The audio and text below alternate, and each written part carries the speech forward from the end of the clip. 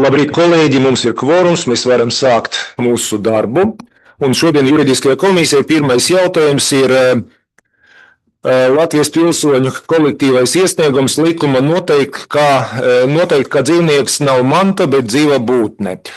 Mēs saņēmam dokumentus, jautājums ir skatīts mandātu ētikas komisija un arī Saeimas vairākums, nevis vairākums, varbūt vienprātība, tur man šeit bija, ir nolēmts darbu turpināt, nododot jautājumu izskatīšanai juridiskajā komisijā. Es vēlos informēt, ka katram deputātam ir iespēja iepazīties ar materiāliem, ko mēs saņēmam arī no mandātu ētikas komisijas, jo arī tur jautājums bija rūpīgi analizēts, un to, ko dzirdēja citi deputāti, ar to var arī iepazīties mūsu komisijas kolēģi. Bet sāksim ar saturu, un es gribu dot vārdu iniciatīvas autoriem vai pārstāvjiem, lūdzu. Kurā? Jā, lūdzu.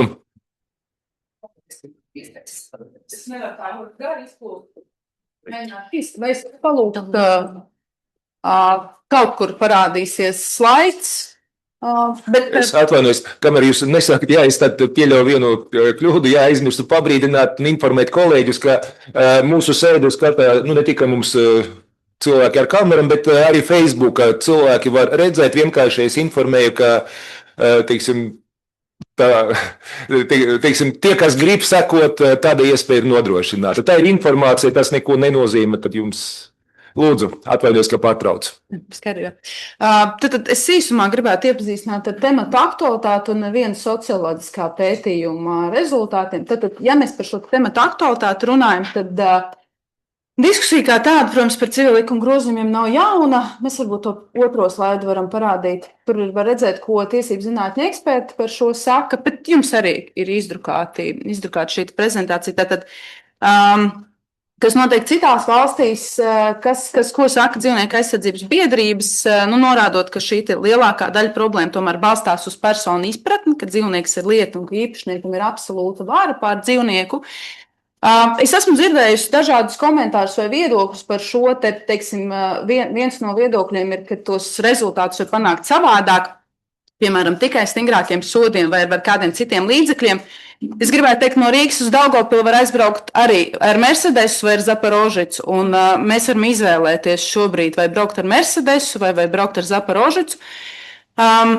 Ir dažādi juridiskās nozares eksperti, kas ir izteikušies, Satversmes tiesas tiesnesis Jānis Neimanis, tiesības zinātņu doktora Inese Bāra un citi, kas par šo iniciatīvu jau skaidri ir pauduši savu viedokli un norādījuši uz šo nepieciešamību pēc grozījumiem civil likumā. 35,000 pārakstu liecina par sabiedrības gatavību šādām pārmaiņām. Un vēl par sabiedrības gatavību un par sabiedrības domu es gribētu nedaudz to socioloģisko aptauju. Trešais slaids, kur mēs sadarbībā ar Norstatu veikt aptauju 1000 iedzīvotāju Latvijas. Tāda tendence tas parāda. Katrs piektais nezina, ka Latvijā ir spēkā dzīvnieku aizsardzības likums, un tāpēc arī tas parāda šo kādu sabiedrības temperatūru. Puse zina, ka ir tāds likums, ir dzirdējuši, bet nezina, ko tas likums atļauj vai aizliedz. 50% uzskata, ka sodi par cietsirdīgu izturēšanos pret dzīvniekiem šobrīd ir pārāk maigi, tie, kas tiek piemēroti, un arī teju puse uzskata, ka viņuprāt tas piemērotākais sods par cietsirdīgu izturēšanos ir mūža aizliegums turēt dzīvniekus. Te ir nedaudz, nākošajā slaidā nedaudz vairāk informācijas, kādus tad sodus cilvēki sagaida. Bija iespēja izvēlēties vairākus atbilžu variantus, un mēs redzam, ka izskan arī brīvības atņemšana un tam līdzīgi. Vēl ko es no savas puses ļoti gribētu piebilst, ka es esmu dzirdējusi un es arī saprotu, ka darba kārtībā ir daudz jautājumi, ir daudz citu risināmie jautājumi, nav laika, ir daudz ko citu, ko darīt. Es esmu uzņēmēji, man arī ir ļoti daudz ko citu darīt. Tie, kas zina, kā mazie uzņēmēji Latvijā ikdienā pavada savu laiku, tie zina, bet tomēr es esmu atradusi laiku. Un 35,000 cilvēki ir atraduši laiku, lai parakstītu, lai iedziļinātos. Un es ļoti ceru, ka mēs visi kopīgi atradīsim laiku, lai šo risinātu tālāk. Un, ja ir kādi jautājumi, tad es priecāšos arī atbildēt. Ja jūs šī aptauja interesē padziļinātāk, es priecāšos padalīties ar datiem padziļinātāk, kur jau vēlreiz redzēt vecuma, dzimumu, reģionālos un citus griezumus. Paldies! Paldies! Paldies par informāciju, par ievadu, un paldies tiešām, ka katram ir nodrošināta arī iespēja iegūt papildus informāciju. Man gribētos iezīmēt savu viedokli, kā mēs varam strādāt ar šo jautājumu un kas, manuprāt, būtu jādara ar šo jautājumu. Es varu teikt atklāti, kad es izlasīju, ieraudzīju nosaukumu, un, teiksim, man uzreiz tā juridiska attieksme tad ieslēdzas, un es biju nedaudz pārsteigts, jo neredzot tekstu, to var saprast tā, ka gribam panākt, lai dzīvnieki nebūtu īpašumā, lai dzīvniekus nevarētu dāvināt, iegādāties un vairākas citas lietas. Jā, teiksim tā. Principā apgrozība nevar būt. Bet, ja mēs lasām tālāk skaidrojumu, mēs saprotam, ka jautājums nav par to. Jautājums ir par to, kādai ir jābūt attieksme pret dzīvnieku. Un ir taisnība, ka dzīvnieku aizsardzības likumā ir nostiprināts, kā īpašniekam vajadzētu, kādai attieksme ir jābūt dzīvnieka īpašniekam. Tas ir ļoti labi un pareizi. Bet es arī redzu citu aspektu. Kā trešajam personam rīkoties atsevišķos gadījumos, kāda ir jābūt attieksmei. Ko es domāju par trešo personu? Piemēram, tiek skatīts strīds par mantojumu, kāda mantojuma lietā. Vai dzīvnieks ir tikai priekšmets, kuram ir vērtība 800 eiro, pieņemsim, un tur blakus ir krēsls, televizors, vēl kaut kāds, jā, un tad salīdzinām un sadalām. Vai dzīvnieks ir kaut kas cits, kas prasa īpašu citu attieksmi. Piemēram, laulības šķiršanas gadījuma, līdzīga situācija. Vai dzīvnieks ir vienkārši priekšmets, kuram ir cena, un tad mēs lemjot par manta sadalīšanu to ievērosim vai skatāmies dziļāk. Un es tad tieši uzdodot šos jautājumus, mana atbilde, ka mums nav labas regulācijas šiem jautājumiem. Tāpēc noteikti uz šo rosinājumu es skatos kā uz iespēju būtībā uzlabot mūsu tiesisko regulējumu, neatceļot tas, kas mums ir, bet vienlaikus tad ietekmēt cilvēku domāšanu par tādiem jautājumiem. Un es redzu perspektīvu šim jautājumam, es uzskatu, ka ar to vajadzētu strādāt. Bet ir viena piezīme saistība ar rosinājumu. Ja? Un tad, es domāju, mēs tieši gribam novērst cietsirdību pret dzīvniekam. Tāds ir mūsu mērķis. Bet mums ir krimināla likums, kas paredz atbildību. Un es domāju, ka kopumā, protams, plaši skatoties, tas ir saistīts jautājums. Bet faktiski pieteikties jautājums nedaudz atšķirās no tā. Nevis nedaudz, bet atšķirās. Tas ir cits jautājums. Jautājums, vai mums vajadzētu deklarēt tas, kas ir tieši tad aprakstīts, par ko mēs runājam. Par to, ka dzīvnieks ir dzīva būtne. Ka jābūt empātija, ka jāievēro dzīvnieka labbūtība, tādas lietas. Un es redzu, ka arī ir kritika izskan, ja, un kritika saistībā ar priekšlikumu, es divus aspektus redzu. Tāda šauri juridiska pieeja, ka nav pamata to grozīt, viss ir kārtība, mums ir likumi. Un tieši otrais aspekts, jā, kas būtībā, es teikšu tā, ka cilvēki tad rēģē uz to dokumentu, piemēram, un tad tieši tad saka kritizēt, kāpēc jūs runājat par cietsirdību, tas ir par civilikumu. Jā, manuprāt, ir svarīgi fokusēties uz pareiziem jautājumiem, uz to jautājumu, kas ir pieteikts. Tāpēc no savas puses es uzskatu, ka mums jāturpina darbs.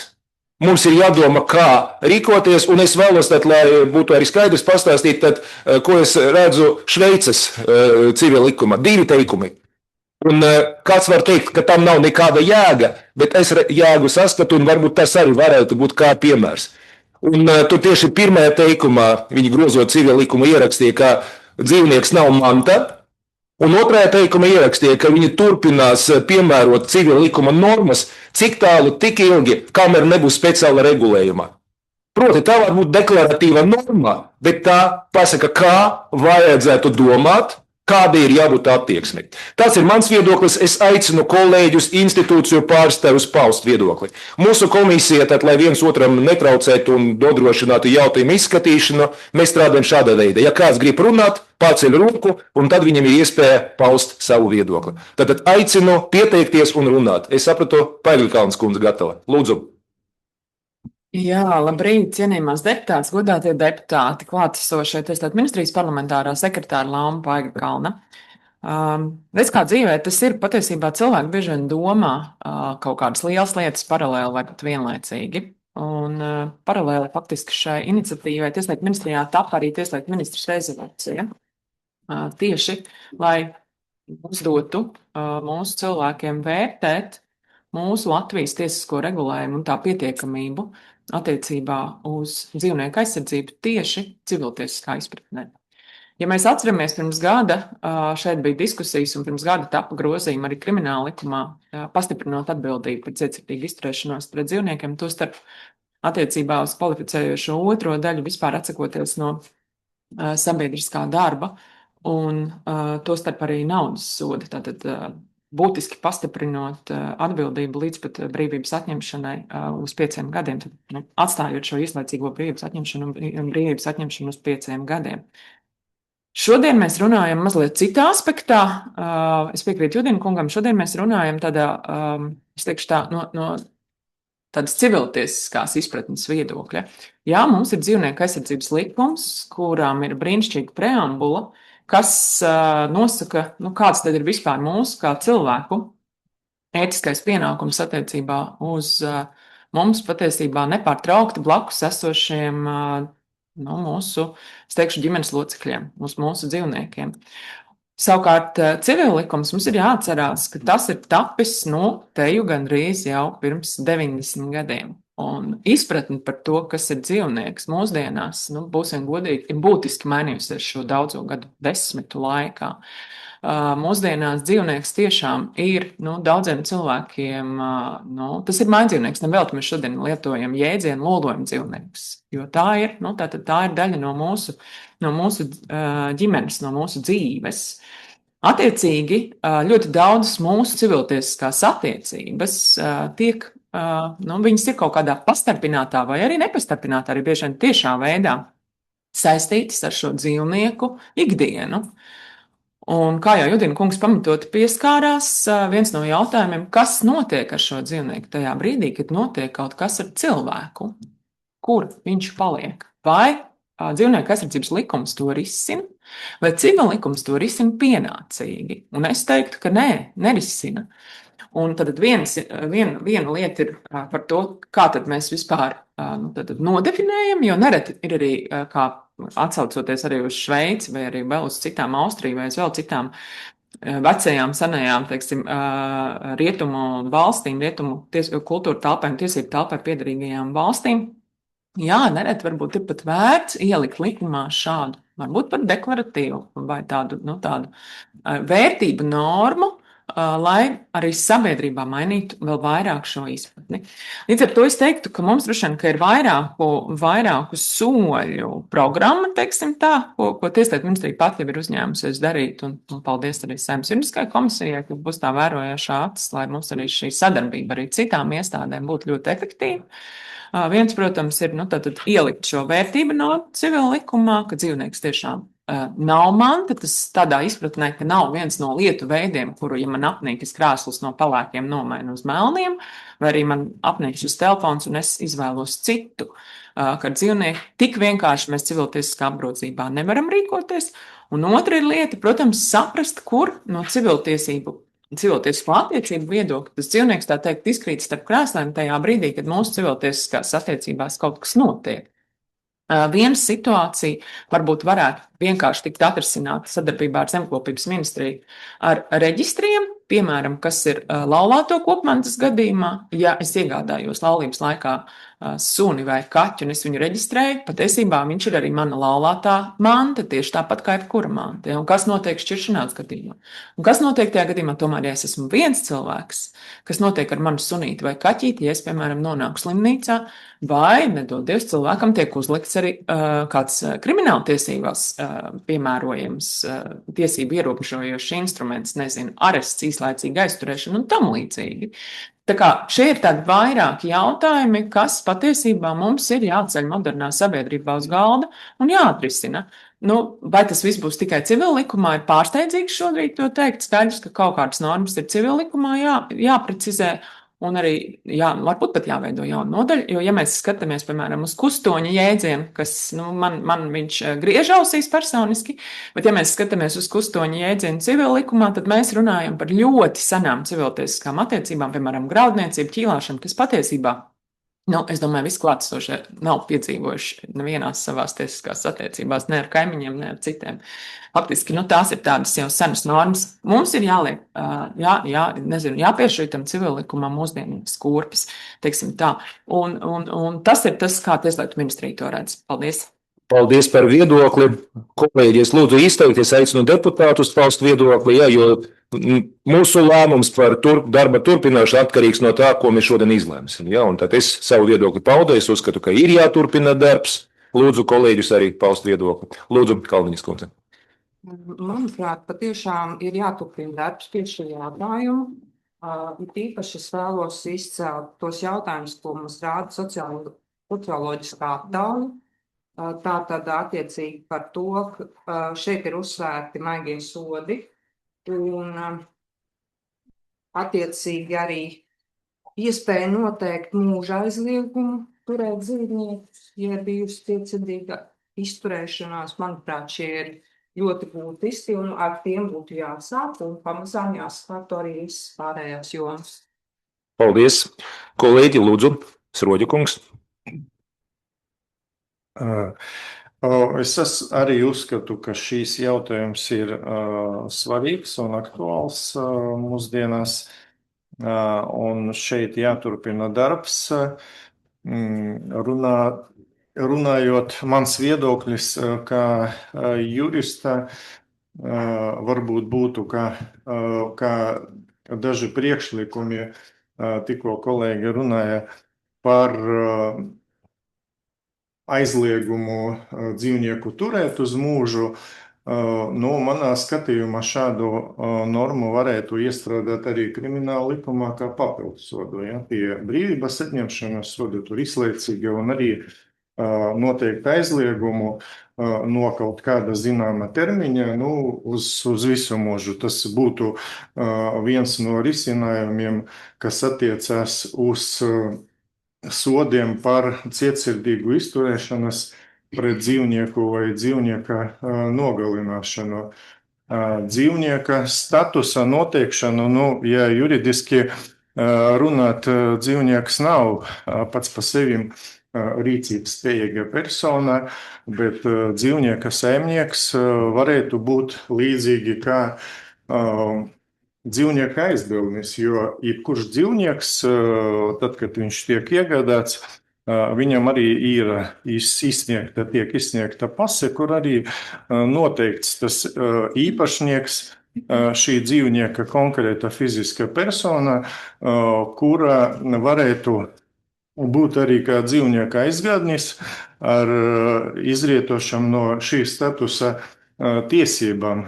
Šeit arī jāpadomā par to, kura iestādē arī kontrolē šo aizgādņu rīcību un turpmāko darbību ar dzīvnieku, un arī pievienojos tam viedoklim, kad ir jānodrošina, ja tā varētu izteikties, dzīvnieka tiesības arī civil likumā, tajos gadījumos, kad dzīvnieks dzīvo konkrētai ģimenē un, ja notiek kaut kādas civiltiesiskas attiecības vai attiecību laušana starp laulātajiem, arī jānosaka šī dzīvnieka status, un šeit arī prasās kontrolējošā iestāde, kas varētu arī iesaistīties šajā jautājumā.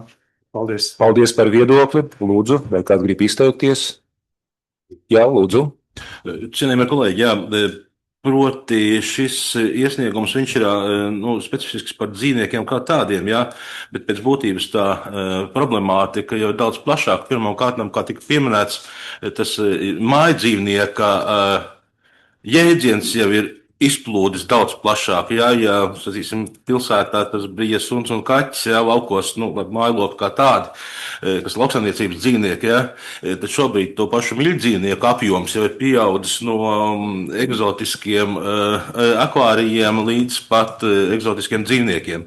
Labi, to ierobežo daļēji Vašingtonas konvencija, citi arī starptautiskie normatīvie akti. Tā kā, nākamais, sacīsim, jautājums ir arī par atkal. Sacīsim, ja runājam par dzīvniekiem, mēs iestrādājam šādas normas. Iespējams, tas viss vēl atsauksies arī uz medību jautājumiem, jo tur arī cilvēku un dzīvnieku attiecības ir pavisam jau specifisks. Ja? Un līdz ar to mums ir jāsaprot vispār tvērums savā ziņā, tā teikt, cik plaši mēs ejam ar šo te visu un cik plaši mēs ar to visu strādājam. Jo šis ir tāds ļoti vispārīgs. Dzīvnieks nav manta, jā, bet tas var skart ārkārtīgi daudzas tēmas. Tādas, paldies. Paldies. Es pilnīgi pievienojos viedoklim, ka mums vajadzētu saprast, ar kādiem jautājumiem mēs strādājam. Jo citādāk, jūs tagad jau redzat, ka ir viens pieteikums, otrais, trešais. Un būtībā mēs varam pazaudēt šo jautājumu. Es redzu vislielāko risku, kad mums būs saraksts ar 25 lietām, kas jāizdara. Un sākot darbu ar visam 25, tad mēs nepaspēsim pat pirmo izdarīt. Bet tas ir tā vispārējais komentārs. Vārdu lūdzu sākumā Paiga Kalnas kundze tieši pacēla un arī Liepiņas kundze. Tad es fiksēju, kā tas notiek tiešām. Tā secība bija. Lūdzu. Jā, kolēģi, es piekrītu, ka, protams, mums ir jāiezīmē tā grupa, uz kuru attiektos šis regulējums. Tāpēc es aicinātu, pirmkārt, uzticēties ekspertiem, jo mums ir jau sadarbība Tieslietu ministrijā ar Zemkopības ministriju, lai visprecīzāk identificētu šo grupu. Bet te mēs runājam par tiem dzīvniekiem, kas ir jau cilvēku īpašumā. Mēs nerunājam par medību gadījumiem, kur dzīvnieks ir savvaļā. Mēs runājam par tiem, kas ir cilvēku īpašumā. Tas ir viens. Otra lieta, es teiktu, ka iespējams, bet to es saku uzsverot iespējams, ir jāsāk ar to dzīvnieku kategoriju, kas ir reģistrējamie. Mums ir jāsaprot, kā mēs arī pēc tam, ja kaut kādas sekas juridiski, kā mēs varam, piemēram, izsekot tā dzīvnieku īpašniekam. Līdz ar to mums šobrīd reģistram pakļaujās suņi, kaķi, mājas saski. Bet tā es aicinātu vēlreiz šo te diskusiju atstāt tiešām ekspertu ziņā, un mēs jau tad nāktu ar piedāvājumu, kad mēs saprastu, bet šobrīd mēs runājam par tiem dzīvniekiem tiešām, kas ir cilvēku īpašumā. Un civil likums regulē tās attiecības, kur cilvēkam kaut kas pieder. Paldies. Paldies, lūdzu, Liepiņas kundze. Jā, paldies iniciatīvas iesniedzējiem. Vēstījums ir skaidrs, tomēr uzsveršu, ka tas ir pietiekami emocionāls dzīvnieks no manta. Jāsaprot, ko mēs tieši ar to saprotam, jo mēs esam saņēmuši arī, manuprāt, pietiekami sakarīgu vēstuli no Latvijas veterinārārstu biedrības sadarbībā ar Zemkopības ministriju, vai vismaz ar Zemkopības ministrijas redzējumu, ka faktiski mums ir pietiekami daudz normas, kas regulē dzīvnieku uzturēšanas jautājums. Jāskat, kur pati problēma, vai nav pietiekami izpratni par šo regulējumu, vai normas netiek piemērotas, un tad kāpēc tieši tā ir. Un tad ir ļoti skaidri jānodefinē, kas mums pietrūkst. Ja? Un vai tiešām tas, kas mums pietrūkst, ir tas, kas izraisa šos te sabiedrībā pietiekami skaļi izskanējušos nežēlīgos, tos problēmu jautājumus. Ļoti skaidri jāsaprot, man liekas, no tā, ja mēs mainām kaut ko likumos, kāpēc mēs to darām un ar kādu mērķi. Ja tas ir jautājums, ka nav izpratne vai netiek normas piemērotas, tad tas jau ir pilnīgi, manuprāt, savādāk risināms jautājums. Jāsaprot, kādēļ tas tā ir. Jā. Jo citreiz mēdz būt arī tā, ka normas ir pārāk daudz sarakstīts. Jā. Mēs sapratam, par ko mēs runājam. Iespējams, tie ir birokrātijas jautājumi, iespējams, neskaidri noformulēti jautājumi, iespējams, tie jautājumi ir noformulēti tā, ka tos var apiet, jā, vai vēl vesela rinda. Kādēļ? Tādēļ es pilnīgi piekrītu, ka ir jābūt nopietnam izvērtējumam, jo šie te gadījumi, par kuriem mēs esam runājuši arī neskaitāms reizes citās Saeimas komisijās, tajā skaitā pieprasījuma komisijā, kur ir jautājumi par cietsirdīgu izturēšanos pret dzīvniekiem. Jā. Protams, ka tie ir ļoti būtiski jautājumi. Tāpat ir arī, droši vien, ka jāizdiskutē jautājumi mums kā modernai sabiedrībai. Daļa no tiem jautājumiem minēja Paiga Kalnas kundze, jā, teiksim, varbūt, jā, tādā brīdī, kad tiek reģistrēta laulība, ir jāreģistrē arī tā Iespējams, ja tāda praksa kaut kur ir jāpareģistrē, ka arī brīdī, ka laulība tiks šķirta, tad sunīt kaut kas būs jādara, jā. Un visticamāk, tas pareizais risinājums nebūs, ka viņš būs jādod patversmē vai jāizmet ārā uz ielas, jā. Tā kā, jāpaskatās, kā tas ir, bet viennozīmīgi, kad kā būtu nepieciešams lielāks izvērtējums, tas ir skaidrs. Paldies. Paldies par viedokli. Krastas kundze un pēc tam pats vēlos paust viedokli, pēc tam Tērumnieka kungs. Tiešām liels paldies iniciatīvas iesniedzējiem. Man šķiet, ka vispār tā diskusija par to, kā uzlabot dzīvnieku aizsardzības līmeni un aizsargāt dzīvnieku dzīvību un cieņu ir tādas nobriedušas un modernas sabiedrības pazīme un arī valsts attieksmē tam jāatspoguļos. Un man šķiet, ka ir vēl vairāki aspekti, kas būtu jānoregulē, lai varētu vairot šo te atbildīgu attieksmi pret dzīvniekiem. Tas tostarp ietver arī dažādus civiltiesiskus jautājumus, kas jau šeit tika pieminēti. Un gan mandātu komisijā, gan arī šeit Tieslietu ministrija jau paud gatavību strādāt šiem jautājumiem. Minēja, ka jau arī šis darbs ir uzsākts, tādēļ mēs lēmām šo iniciatīvu nodot tālāk juridiskajai komisijai ar mērķi, ka juridiskā komisija varētu uzņemties tādu kā uzraudzību par šīs iniciatīvas turpmāku virzību. Paldies. Paldies. Liepiņas kundze pieminēja Latvijas veterināru ārstu biedrības vēstuli, un es arī iepazinos ar to, un arī izmantoju iespēju sazināties ar biedrības priekšsēdētāju, un es varu apliecināt, ka mūsu izpratne par to, ka dzīvnieki jāaizsargā, pilnīgi sakrīt. Kāds, lasot varbūt šo vēstuli, var izdarīt kaut kādu secinājumus, ka mums ir dažādi mērķi? Nē, tā nav. Mērķi ir pilnīgi tie paši, un es teiktu, Liepiņas kundze tā piesardzīgi teica, ka šeit tā vērā ņēmama varbūt argumenti. Es teikšu, ka šeit ir ļoti nopietni kvalitatīvi sagatavot dokuments un viedoklis, un noteikti to nevajadzētu ignorēt, jo es teikšu atklāti, man arī teica, tie ir ārsti, kāpēc viņi tur par civilu likumu rakstā. Viņi raksta, tāpēc, ka viņiem ir viedoklis, tāpēc, ka viņi strādā ar dzīvniekiem un viņi savu viedokli nopamato. Pie tam vēstuli ir kvalitatīva arī juridiski, tāpēc nevajadzētu, teiksim, meklēt starp cilvēkiem, kas grib uzlabot situāciju, ienaidnieku. Šeit ienaidnieku nav. Un jādomā, kā mums kopīgi apvienojot spēkus sasniegt rezultātu. Paldies, Liepiņas kundze, ka viņi atgādināja par to vēstuli, jā, un es tieši domāju, ka ja tūlīt Tērumnieka kungs varēs izteikties, un es tad, ja biedrības pārstāvi šeit ir klāt, es arī aicinu paust viedokli, jo es neredzu šeit pretestības. Šeit ir tieši aicinājums uz dialogu. Tērumnieka kungs.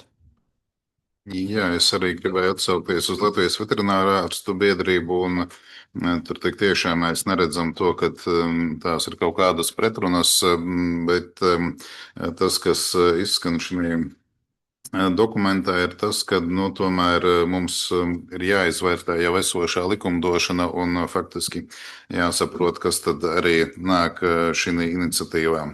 Bet ko es gribēju attiecībā uz socioloģisku aptauju, kas mums ir dota 2025. gada novembris, kad tā ir veikta, es saprotu, un šeit tas jautājums būtu, cik plašs tas aptaujāto spektrs ir bijis, kāda vecuma grupas, teiksim, kā tās sadalās, kuras dominējošās un tā tālāk. Faktiski auditorija kāda, un pat nezinot, cik un kādi ir aptaujāti cilvēki, tad redzams, ka pat esošo dzīvnieku aizsardzības likumu tomēr sabiedrība pārzina ļoti maz, un faktiski tikai 1/3 ir tā, kas, teiksim, tā parāda to, ka šis likums ir zināms un zina, kas ten ir noteikts pēc būtības šeit, lai arī kāda ir problēma, bet ir skaidrs, ka likuma normas tomēr būtu plašāk jāskaidro, kurš tas ir, kam tas uzdevums tiktu dots, bet jebkurā gadījumā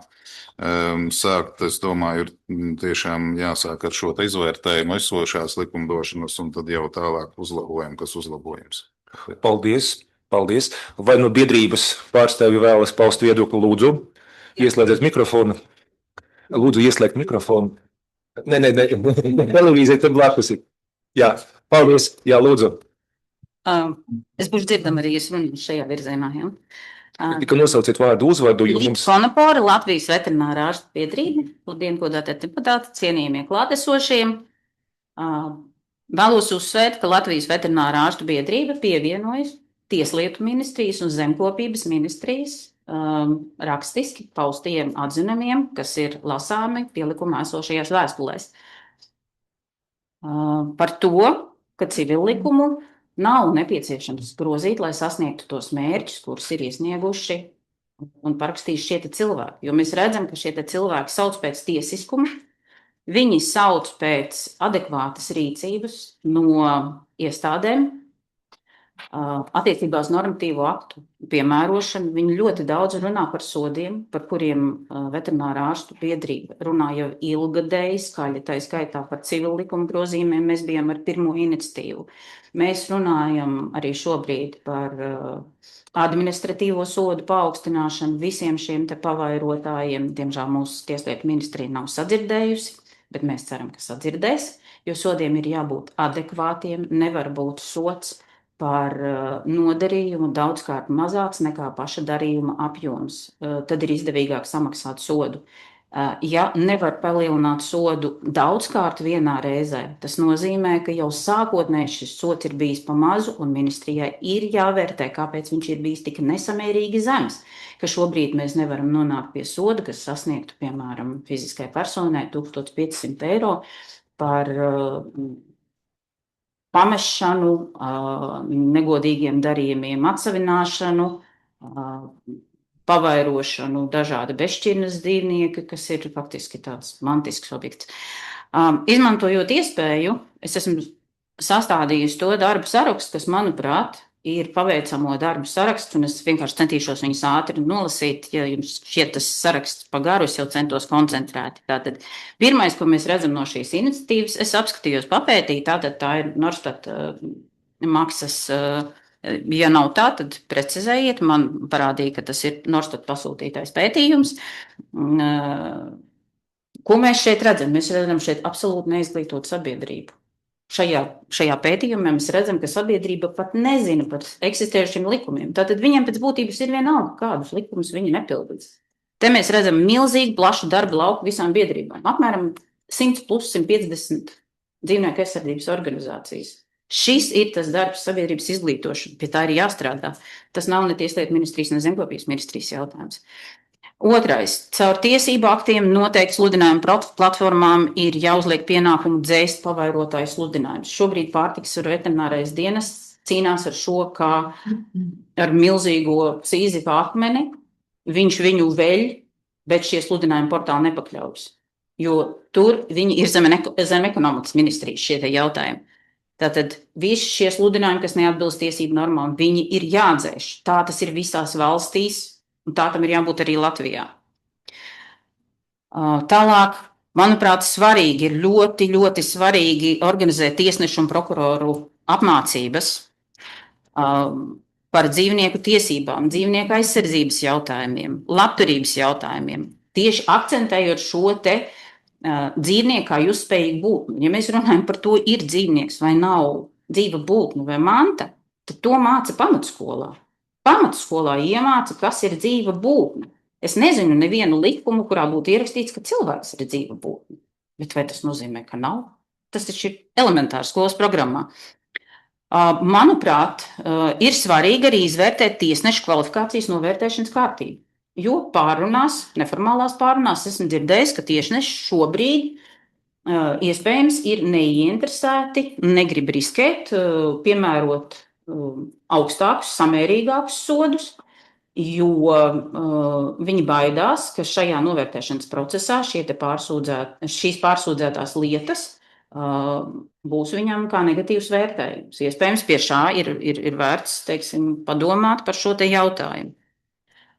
Tālāk, nepārprotami un ļoti būtiski ir jāuzlabo pašvaldības policijas darba efektivitāti, apmācīt.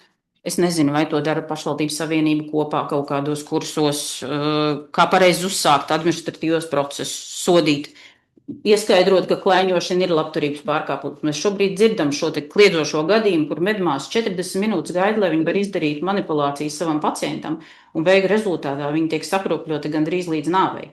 Ja, šādas situācijas nevar palikt nesotītas, bet ļoti bieži starp šīm institūcijām šie te gadījumi pazūd, vispār procesi netiek uzsākti, sodi netiek saņemti. Mēs kā veterinārais esam pirmā līnija, kuri redz šos sakropļotos, arī izvarotās kuces. Pie mums atnāk dzīvnieki bez šiem ekspertīžu nozīmējumiem. Vienkārši atved dzīvnieku, nav ne ekspertīzes, nav ne pavadu dokumenta, nav informācijas par kriminālu procesu tālāk. Veterinārārstiem patversmēs ir jākaujās ar šiem te īpašniekiem, kurus izlaiž pēc noteiktajām stundām aizturēšanas atpakaļ, un viņi laužās un draud šiem te. Nevar būt tādi gadījumi, ka dzīvnieki ir bez dokumentiem krimināla procesos, bet tā tas šobrīd notiek. Ja? Pašvaldībās noteikti ir jāstrādā ar prevenciju, ar dzīvnieku reģistrācijas un labturības kontroli. Jādomā ir par to, kā efektīvi iekasēt pašvaldību nodevas par suņu turēšanu, jo nevar vienlaicīgi gribēt bezmaksas visu eksistenci savam dzīvniekam apkārt un vienlaikus sagaidīt, ka sabiedrība izaugs. Visa civilizētā sabiedrība, par kuru jūs šobrīd runājat, uz kuru ir jākoncentrējās, uz tiem pozitīvajiem piemēriem, viss ir balstīts uz to, ka dzīvnieks nav pieejams tām cilvēku sociālajām grupām un tām ekonomiskajām grupām, kas nevar par viņu parūpēties, kuriem nav izpratnes, kuriem nav līdzekļu, un to panāk ar šīs latiņas celšanu. Ar nodevu, nodokļu, ierobežojumu, piemēram, sociālajos dzīvokļos neizvieto. Mums ir bijuši gadījumi, kad cietsirdības gadījumi notiek nomirst dzīvnieki sociālajos dzīvokļos. Neviens ir pamesti vienkārši iekšā atstāti suņi, un neviens šīs sociālā dzīvokļa durvis neatslēdz vaļā. Ja atceraties Marko un Desilda konkrēts gadījums. Ja? Tas ir tāds kliedzošs šādas te situācijas. Ja? Manuprāt, ir jādomā par to, kā slēgt jebkāda veida vienošanās par policijas sadarbību ar sociālajiem darbiniekiem, jo sociālajie darbinieki ir tie, kas pirmie uzzina par cilvēkiem, kuri nespēja vairs par sevi parūpēties, kuri jau sāk nespēt parūpēties par saviem dzīvniekiem, kuriem ne jau dēļ viņu nelietības, bet dēļ viņa bioloģiskajām izmaiņām, vecuma demence, dažādi tā saucamie animal hoarding, jeb dzīvnieku vākšanas gadījumi, kur cilvēks vienkārši zaudē šo te realitāti. Viņam ir pārmēru šī piesaiste. Tur ir nepieciešams psihiatru, labturības speciālistu darbs ar cilvēkiem, jo ja viņam šos dzīvniekus vienkārši atbrauc un atņem, viņš var izdarīt pašnāvību. Ja?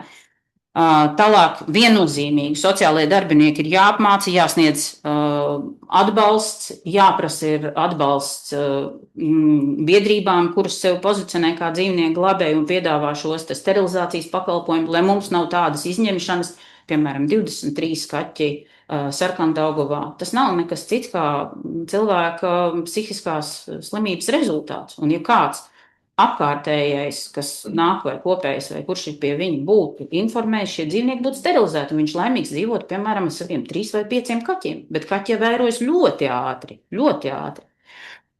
Ja, tad par nodevas iekasēšanu ļoti daudz pašvaldības vispār neiekasē nodevas par dzīvnieku turēšanu, kas ir absurdi, un ja administratīvās izmaksas sanāk lielākas par nodevas iekasēšanu, tas nozīmē, ka nodeva vienkārši ir noteikti pa zemu.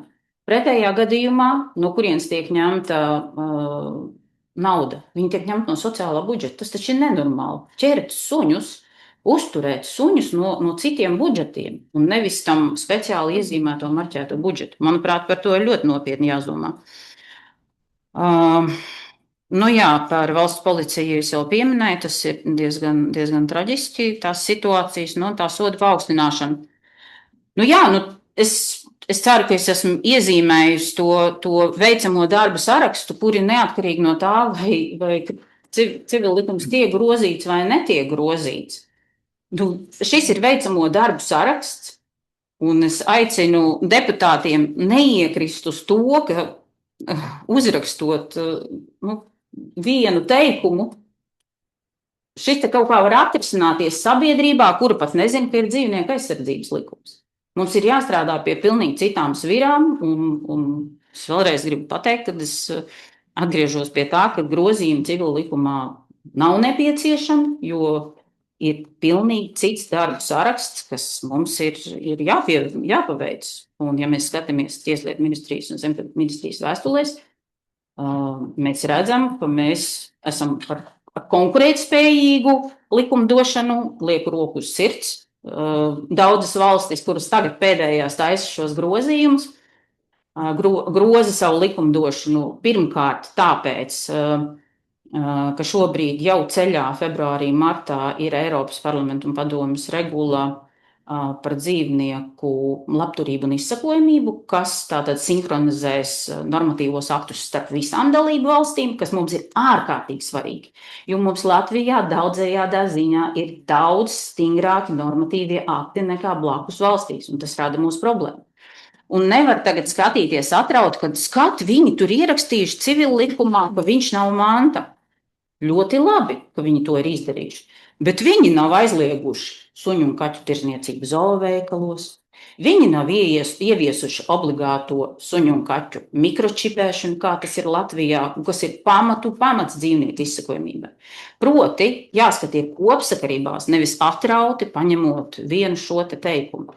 Tā kā, ja vēl ir kādi jautājumi man, bet es gribu aicināt deputātus neiekrist uz protams, nepārprotam iniciatīvu bija ar ļoti labu pieteikumu, tādai, kā mēs redzam, neizglītotai sabiedrībai pēc pētījuma, tas bija ļoti labs āķis, lielāks parakstu skaits būtu tikai tad, ja mēs būtu parakstījušies par nemirstību, tad būtu daudz vairāk respondentu un atbalstītāju. Paldies par viedokli. Jā. Un reaģēt gribēju uz dzirdētu Pēkškalnes kundze pacēla roku, un es arī atļaušos pēc tam paust viedokli.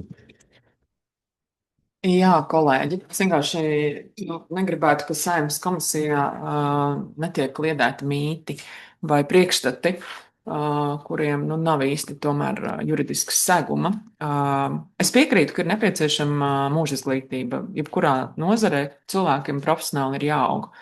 Un tieši tāpēc ir izveidota Tieslietu akadēmija, un es piekrītu, jā, ka dzīvnieku jautājums ir viens no tiem, par kuriem ir arī, acīm redzot, ir jābūt vēl papildus kādām mācībām. Bet kā mēs noteikti negribētu piekrist šiem mītiem par kvalifikācijas kolēģiju, ka tiesneši nepiemēro sodu, jo viņi baidās no novērtējuma. Ja tie ir kaut kādi atsevišķi, varbūt individuāli gadījumi, tad tā var par to arī runāt. Bet tā noteikti nav sistēma. Kvalifikācijas kolēģija ik gadu tiesneši arī konferencēs ziņo, un pat es nāku no tiesneša vidus, tāpēc šo vidi es ļoti labi pazīstu personiski. Galvenā lieta, mēs liekam kopā divas lietas, kas patiesībā nav konkurējošas. Absolūti nav konkurējoši tas, ka ir nepieciešams pilnveidot jebkura praktiķa izpratni par jautājumiem, kas saistās ar dzīvnieku vai jeb ar kuru šo cilvēku kompetencē nonākošu jautājumu. Tā ir, man liekas, arī mūsdienīgas sabiedrības ne tikai, tā ir patiesībā atbildība, nepārtraukt sevi izglītot, jebkuram. Un savukārt tas, ka likums tiek grozīts vai tiek pilnveidots regulējums tur, kur mēs redzam, ka kaut kas trūkst, tā arī ir modernas sabiedrības atbildība. Mēs taču nesakām, ka viss regulējums mums ir no 37. gada vai no 95. gada absolūti ideāls, un tad jau varbūt Saeimai vispār nav vairs darba. Tā nav. Sabiedrība arī ir dinamiska un mainās un attīstās. Un mēs šeit redzam, jā, atsevišķus, tas nenozīmē, ka ir pilnībā jārada kaut kāds absolūti jauns dzīvnieku aizsardzības likums. Par to jau nav runas. Mēs runājam par tiem gadījumiem, kur kaut kādās civiltiesiskās attiecībās tas dzīvnieks iespējams izkrīt starp tiem krastiem, par ko es minēju. Vai to redz veterinārārsts? Es nezinu, vai vienmēr to redz vetārsts. Es teiktu, ka to varbūt drīzāk redzēs notārs vai to redzēs iespējams tiesu izpildītājs. Vai pagaidiet, es pabeigšu savu uzrunu. Un tā ir vēl viena lieta. Tas, ka jā, mums ir problēmas ar melno tirgu, piekrītu, te ir darbs policijai, Es dzirdu, ko arī vetārsti saka. Noteikti es jau tikko kolēģiem arī uzrakstīju ziņu paralēli. Jā, mums ir iespējams jāpaskatās vēlreiz uz kriminālu likumu. Un tas arī ir pilnīgi normāli. Mēs dzirdam, par ko sabiedrība un profesionāļi, kas ar to strādā, signalizē. Iespējams, jā, vispār ir jāatsakās arī tur no sabiedriskā darba un naudas soda un tikai ieslodzījums. Jo šobrīd jau ir ieslodzījumi, bet iespējams ir jāiet uz stingrāk, bet es arī aicinātu to nodot ekspertiem par to padomāt. Bet es teiktu, tā ir dinamiska mūsu sabiedrības attīstība, un ir labi, ka mēs par to runājam, un es nevarētu teikt, ka tā ir neizglītotu cilvēku aptauja. Neesmu tās aptaujas respondents un pasūtītājs, bet tas, kas notiek nereti Latvijā, par ko mēs runājam publiskajā telpā, arī attiecībā pret dzīvniekiem, ka mēs 21. gadsimta 25. gadā nošaujam suņus, es teiktu, ka tas nozīmē, ka mēs vēl neesam līdz galam nobrieduši, un iespējams ir nepieciešams arī deklaratīvas normas. Paldies!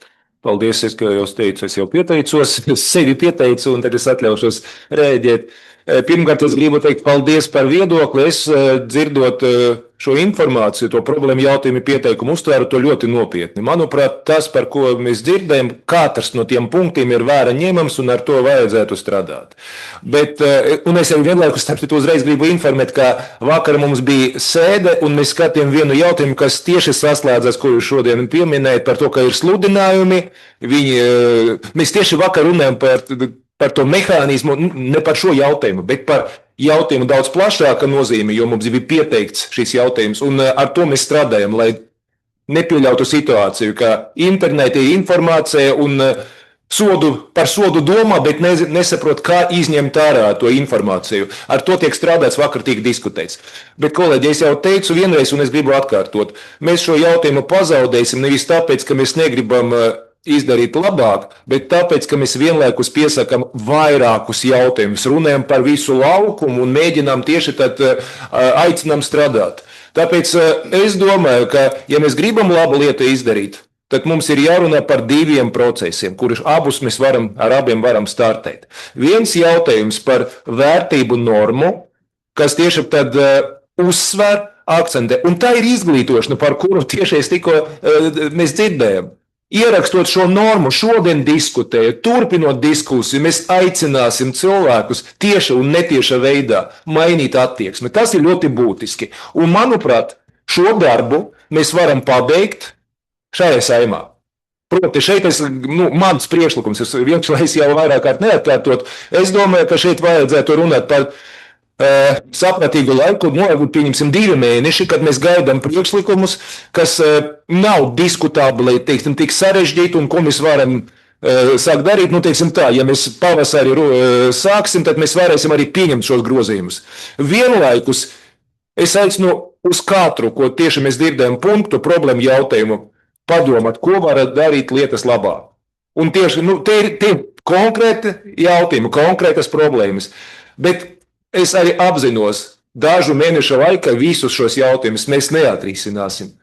Bet darbs ir jāturpina. Un es aicinu tiešām strādāt un pieņemt lēmumu, kā tālāk rīkoties. Bet šodien, es domāju, nebūtu konstruktīvi turpināt diskusiju par atsevišķiem punktiem. Šodien mūsu jautājums konceptuāls, un ir viedoklis izskanēja, ka vajadzētu turpināt darbu, ir viedoklis, ka es dzirdu un saprotu to argumentu, ka mums jau esošā regulējums ļauj strādāt. Mēģināsim izglītot cilvēkus, informēt un mainīt attieksmi. Strādājot saimē, es visu laiku dzirdu un vienu to pašu jautājumu. Likums un likuma piemērošana.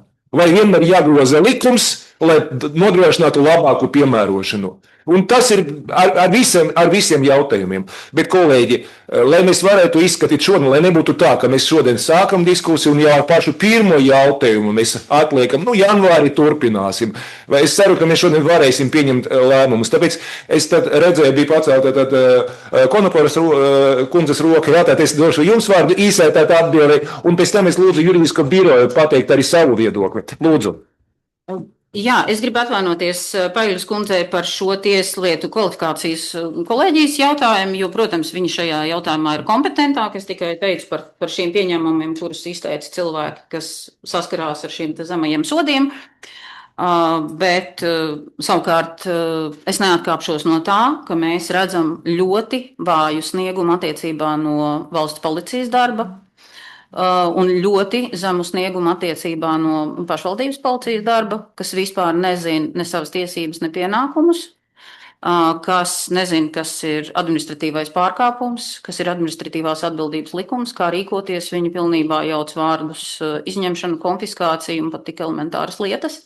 Viņi domā, ka var dzīvnieku no vienas vietas paņemt un aizvest uz citu vietu un vienkārši viņu tur ielikt, kas būtu līdzvērtīgi konfiscēt, teiksim, mašīnu un aizvest viņu ielikt privātā stāvvietā. Viņi nesaprot, ka šīs mantas piekritība ir valstī un tā tālāk. Šie te jautājumi ir ļoti, ļoti nopietni. Un es ceru, ka jūs vienkārši noticēsiet, ka tas tā ir. Ja? Un runājot savukārt par to civillikumu, uz kuru tiek virzīts, uz kuru gan iniciatīva, protams, viņa nebija par civillikumu. Viņa bija par šīs te atbildības un cieņpilnās attieksmes jautājumu, nevis civillikumu. Bet es redzu, ka es esmu noklausījusies pilnīgi visus runātājus. Esmu patērējis daudz laika. Paldies arī jūs. Esmu visur, kur esat runājis, esmu klausījusies. Ko es esmu dzirdējis? Neviens īsti nesaprot, kas tad būs šis te priekšmets, uz kur to taisīsies attiecināt. Un izskan dažādi reģistrējumie dzīvnieki, jūs nepieminējāt, ne lielopus. Mums ir reģistrējumi ļoti daudz, tā kā visiem, un mēs zinām, kādas mokas un kādas ciešanas tagad izjūt Sivēnu Žurika saimnieks, kurš ir, diemžēl, aizrījies ar cīsiņu mīklā un nomiris. Un viņam tas siventiņš ir daudzkārt mīļāks nekā citam kaķis. Tā kā šo te mums ir skaidrs, ja jūs kaut ko grozat, jūs nevarat sašaurināt šīs te mērķa grupas un vienus dzīvniekus diskriminēt, tāpēc, ka viens ir reģistrējums un otrs nav reģistrējums. Tad tas ir jāskatās pavisam savādāk. Un arī govis ir mīļi dzīvnieki, arī cūks ir mīļi dzīvnieki, arī kazas ir mīļi dzīvnieki. Ja? Un tā tālāk. Paldies! Paldies! Lielas paldies par viedokli. Man ir aicinājums, jūs lasiet no lapas, un, protams, tas audio ieraksti paliks un arī paliks protokola, bet ja jums ir sagatavots dokuments, es aicinu arī, tā kā vēstuli, ja jums tāds noteikti iesniegt, mēs pievienosim dokumentiem, lai tas arī būtu, tā visiem redzams, jo ar tiem jautājumiem ir jāstrādā. Tas noderēs, bet tas pēc jūsu ieskatiem. Bet pirms es došu vārdu tad juridiskam birojam, man vēl viena tāda, juridiskas tehnikas tāda informācija varbūt, vai par likumdošanas procesu precīzāk.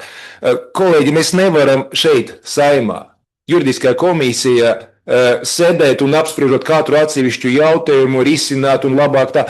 Mēs to daram tad, kad eksperti izrunāja, vienojas, ir vairākuma atbalsts vai vienprātīgs atbalsts, un tad šeit mēs jau diskutējam par sagatavoto jautājumu. Tagad ir vairāk konceptuāli, bet es redzu, ka man principā to, ko es tagad redzu, ir demonstrējums tam, ka ir sāpīgi jautājumi, un mums daudz cilvēku, kuri nav vienaldzīgi, kuri grib strādāt, lai būtu labi, un tas ļoti, ļoti pareizi un ļoti labi.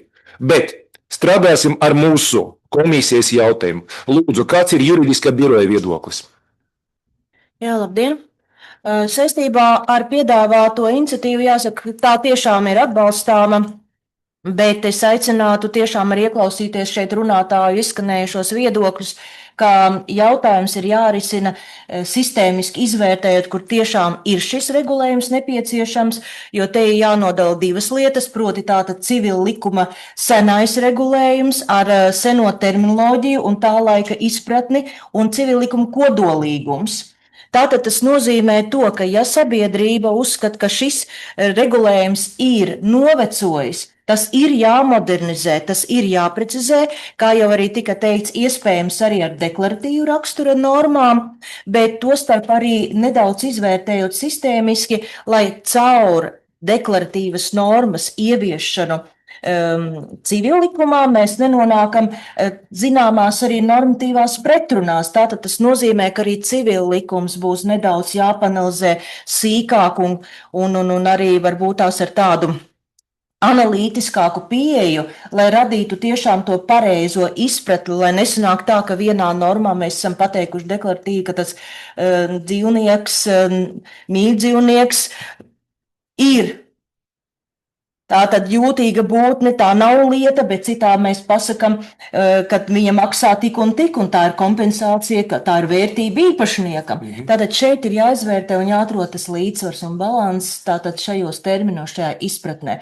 Nu, un, protams, arī jāskatās, ka uz civil likumu nevajadzētu pārnest arī to regulējumu, kas ir jau šeit izskanējušā dzīvnieku aizsardzības likumā, jo proti jau ir šis speciālais regulējums ar speciālo jau sapratni sabiedrībā, kā šīs normas var izmantot. Es aicinātu sistēmas pieeja šim jautājumam, tiešām izdiskutēt ekspertu grupās un nākt ar labākiem priekšlikumiem, grozījumiem gan civil likumā, gan arī šajos speciālos likumos. Paldies! Paldies par viedokli. Tad 2 cilvēki ir pieteikušies, tad es atvainojos, nezinu vārdu, un pēc tam bija Bāras kundze. Jā, tad lūdzu, jums ir vārds. Labdien, cienījamie komisijas locekļi un klātesošie un tie, kas ir ekrānam otrajā pusē. Mans vārds ir Antra Briņķe, es esmu Zemkopības ministrijas dzīvnieku veselības, audzēšanas un aizsardzības un pārtikas nekaitīguma departamenta direktora. Un patiešām man ir jāsaka, ka es piekrītu visiem iepriekšējiem runātājiem, jo mēs visi saprotam, ka mēs runājam par dzīvnieku aizsardzību. Un es teiktu tā, ka attieksme pret dzīvnieku, tas ir mūsu sabiedrības spogulis kopumā. Un man ir arī, es laikam negribētu atkārtoties vēlreiz, bet tieši Saeimas juridiskā birojas pateica pilnīgi visu to, ko es biju sagatavojusi runā. Un es esmu par to, ka mēs uzskatām, ka dzīvnieks ir dzīva būtne, un mēs to saprotam, un mēs esam nodefinējuši 1999. Gadā jau dzīvnieku aizsardzības likumu veidojot, kur mēs sēdējām visi kopā, gan ar dzīvnieku aizsardzības organizācijām, un veidojām to pašu pamatu, kā mums Latvijā būs. No 99. Gada, jeb 2000. Gada, kopš spēkā ir dzīvnieku aizsardzības likums, tas visu laiku ir bijis process. 25 gadus ir bijis process, nepārtraukts darbs kopā ar visām iesaistītajām pusēm. Un tur ir jāturpina šī pilnveidošana, jo mēs augam visi.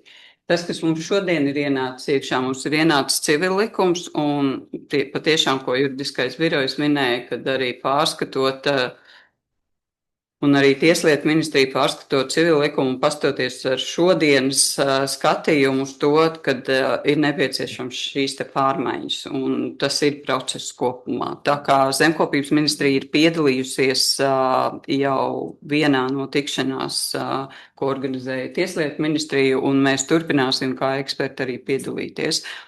Un te man gribās vēl pateikt, ka ir jānāk arī pārējām pusēm klāt arī tātad šiem te dzīvnieku aizsardzības organizācijām un arī Latvijas veterinārās biedrībai, jo iegūstot to reālo dzīvi, ko var pastāstīt, kas reāli notiek, un kopā ar politikas veidotājiem un normatīvā aktā mēs varam atspoguļot to vislabāko šobrīd situāciju.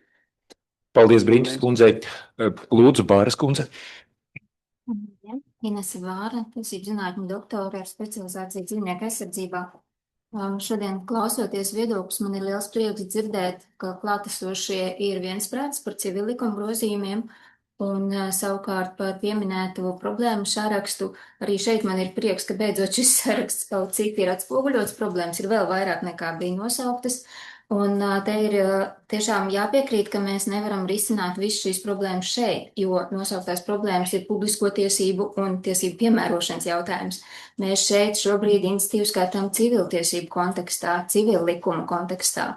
Un te ir jāsaprot šī atšķirība dzīvnieku aizsardzības likums, sodi, krimināla atbildība, tās ir publiskās tiesības, un juridiskā komisija jau ļoti daudz ir darījusi, lai šīs normas uzlabotu, gan sodu pastiprināšanā, gan sodu izvērtēšanā un tā tālāk. Aicinātu atgriezties atpakaļ pie sākuma pozīcijas, ka šeit mēs runājam par dzīvnieka kā lietas statusa konkretizēšanu civillikumā. Mēs runājam tikai par civiltiesiskajām attiecībām, jo civillikums skar civiltiesiskās attiecības un civiltiesisko atbildību. Un tāpēc tas darbs, kas ir primāri šobrīd izdarāms, tas, kā jūs minējāt, jau ir šī vērtība norma, tāpēc dzīvnieks nav lieta, precizēt civil likumā konkrēti šo dzīvnieku statusu. Un otrs civil likuma jautājums ir šie atsevišķie punkti, kur civiltiesiskajās attiecībās dzīvniekam ir šī īpašās lietas vērtība, kad tie ir šie zaudējuma atlīdzināšana, piemēram, ja dzīvnieku tirgus vērtība ir šie 5 eiro, par kuriem cilvēks ir nopircis, tā nav patiesā dzīvnieka vērtība. Šie jautājumi ir jārisina civillikumā. Šķiršanās gadījumā jau tika pieminēts, ka jautājums, pie kā paliks dzīvnieks, ir jārisina dzīvniekam par labu. Tas ir civiltiesiskais jautājums, tas ir šīs vērtību normas jautājums. Interpretācija par labu dzīvniekam, nevis tikai īpašnieka intereses tiek ņemtas vērā. Un tas, kas izskanēja par to, ka mums ir dzīvnieku aizsardzības likums un tas visu atrisina, nē, tajās valstīs, kur civil likumā ir ierakstīts, ka dzīvnieks nav lieta, arī ir dzīvnieku aizsardzības likumi. Tie nekonkurē savā starpā, tie papildina viens otru. Tātad dzīvnieku aizsardzības likumā šobrīd mums ir šīs 2 būtiskās lietas preambula un 5. panta 1. daļa. Preambula šis ētiskais pienākums pret dzīvām būtnēm, kas preambula kā tāda neatrisina dzīvnieku status jautājumu. Preambula nevar ietekmēt civiltiesiskās attiecības. Preambula nemaina civil likuma pamatprincipus, ka dzīvnieks jebkurā gadījumā ir lietu kategorijā. Kamēr civil likumā nav ierakstīts, ka dzīvnieks nav lieta, dzīvnieks ir lieta. Un civiltiesiski viņš kā lieta iet vispārējā kārtībā. Mums ir jāpanāk, ka viņš tiek izdalīts no vispārējās lietu kategorijas.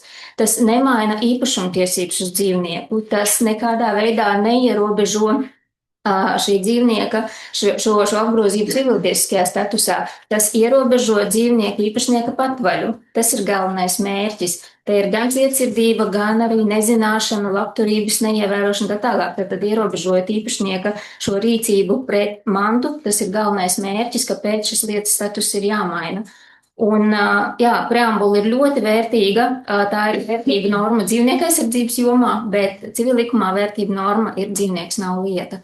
Un otrs, kā dzīvnieku aizsardzības likums šobrīd atsaucās uz civillikumu, 5. pants, 1. daļa, kā reiz saka, īpašniekam ir civillikumā noteiktā vara pār dzīvnieku.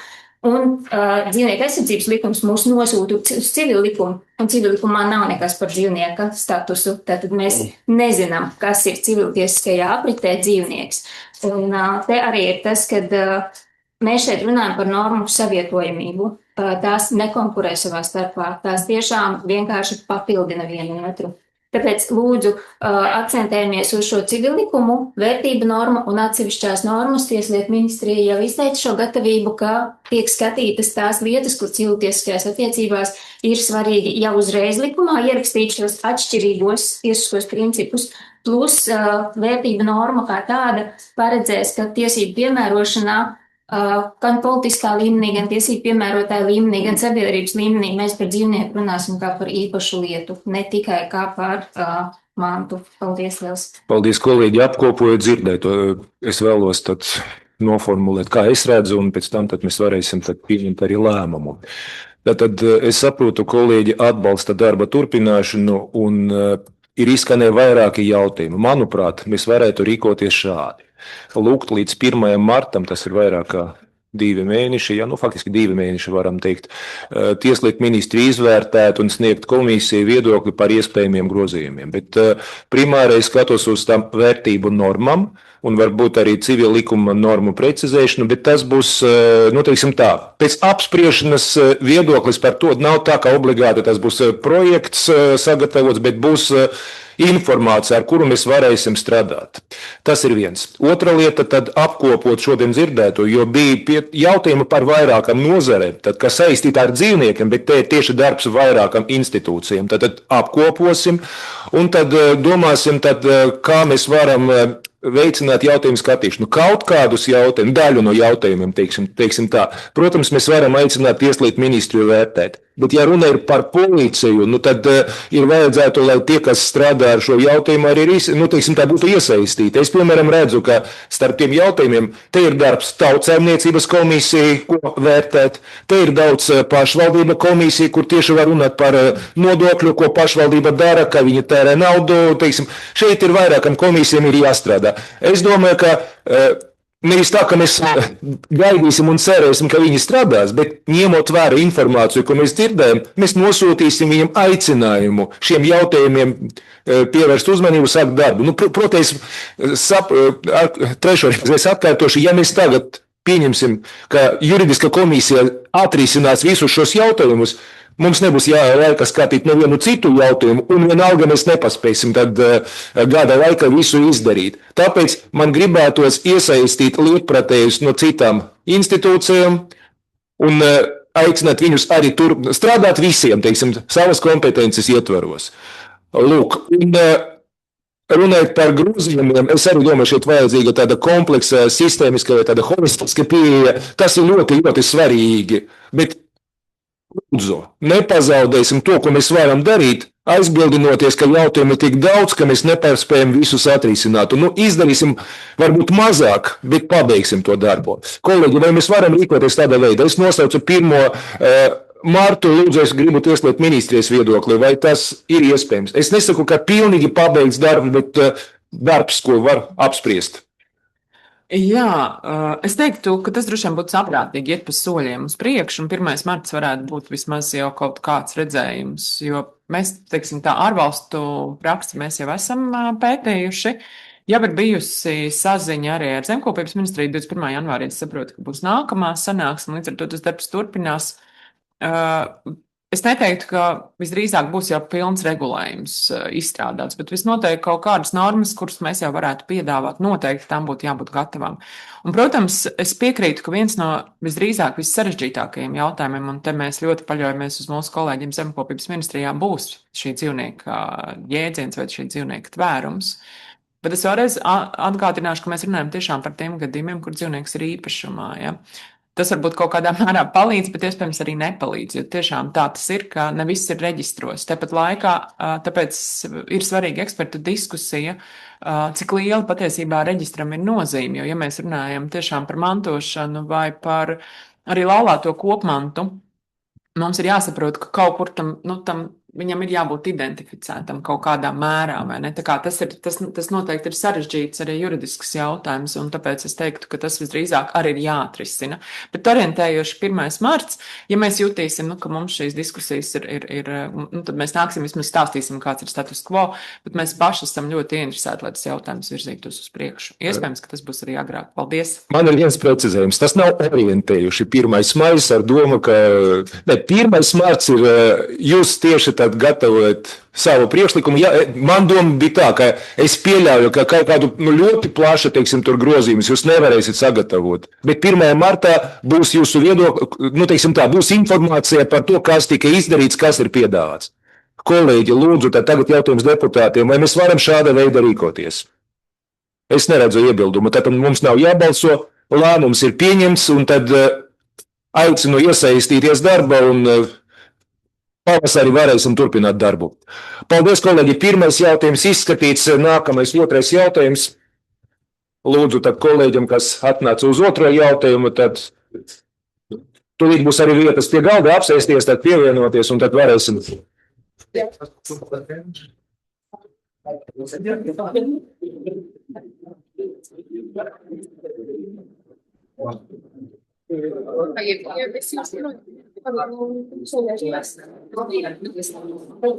Paldies, vislabāk!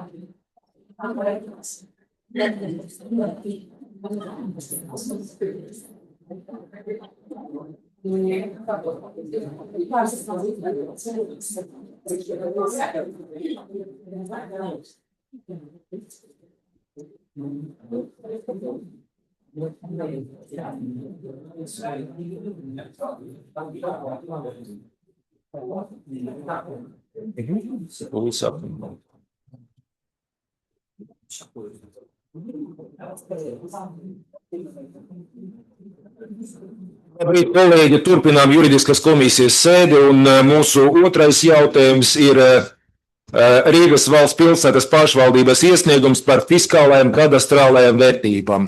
Un pirms mēs sākam diskusiju, es vēlos informēt par jautājuma būtību, jo es jau redzu, ka ne visi, kuri ir atnākuši, saprot, kāds jautājums ir ieplānots.